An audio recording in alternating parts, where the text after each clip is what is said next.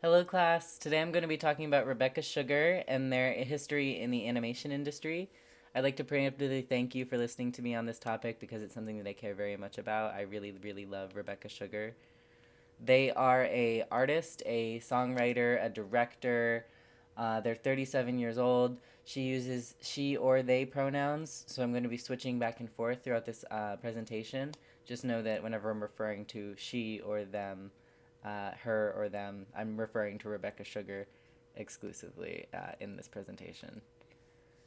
In their youth, they were really into Invader Zim. They did a lot of fan art for it, as well as other cartoons that are posted on certain forums, as well as the image that I have referenced here on the right side, where Rebecca Sugar has pictured herself as an Invader Zim character, and has written up a little bio where she describes herself as an artist and an animator. Um, Rebecca Sugar wrote a foreword for an art book for Invader Zim called the Art of Invader Zim, released July 2020. And in that foreword, she says, "I understand the immense power of an animated TV show, especially when it's encapsulating a distinct and deeply personal point of view." In that foreword, they discuss being like an outcast and feeling like a relationship or a sympathy for Dib in the cartoon, and how his worldview sort of reflected her sort of outcast worldview and made her feel seen and welcome and more motivated to continue her dreams as an animator. She has a quote here also from that forward: "Zim let me laugh about how miserable I was," which I think is a really beautiful and like dark statement that is really nice. I don't know, it struck me.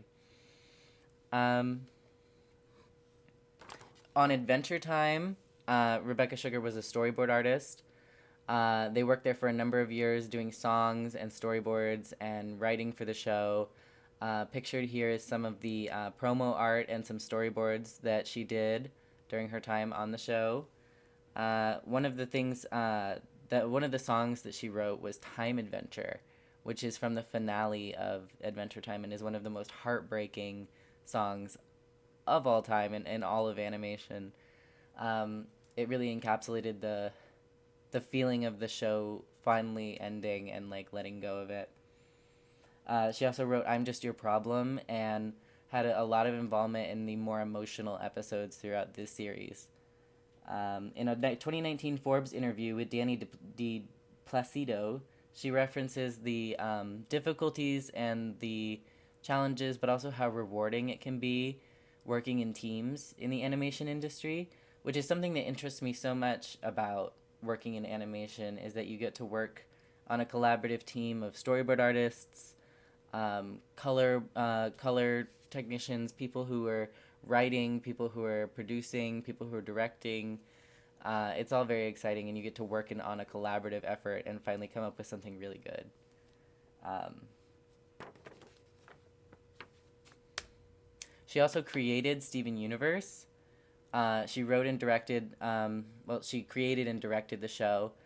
Uh, it became a huge teen phenomenon when I was younger, and a lot of people really related to the characters and the situations presented in the show because it all was very like presented with a lot of heart. As said in a Squiggly article from 2020, the show has impacted and changed the way young audiences see diversity and sexuality, which is very true. The show had a lot of queer characters and LGBTQ representation that was very important at the time that hadn't really been ever represented so authentically and so carefully and beautifully on Cartoon Network. I think it had one of the first gay kisses in the one of the wedding episodes, which was really beautiful. Since then, since Steven Universe ended after the series and the movie, Rebecca has been a little bit quiet, has been sort of reserved from the internet, but has recently released a new album called Spiral Bound, featuring a lot of original songs, and continued to inspire a lot of people to continue like to get into animation with her recent like sketches that she's been releasing, and I just think that she's really wonderful. Thank you so much for listening. Um, I really appreciate having this time to talk about someone who inspires me so much. And I appreciate you all for listening. Thank you.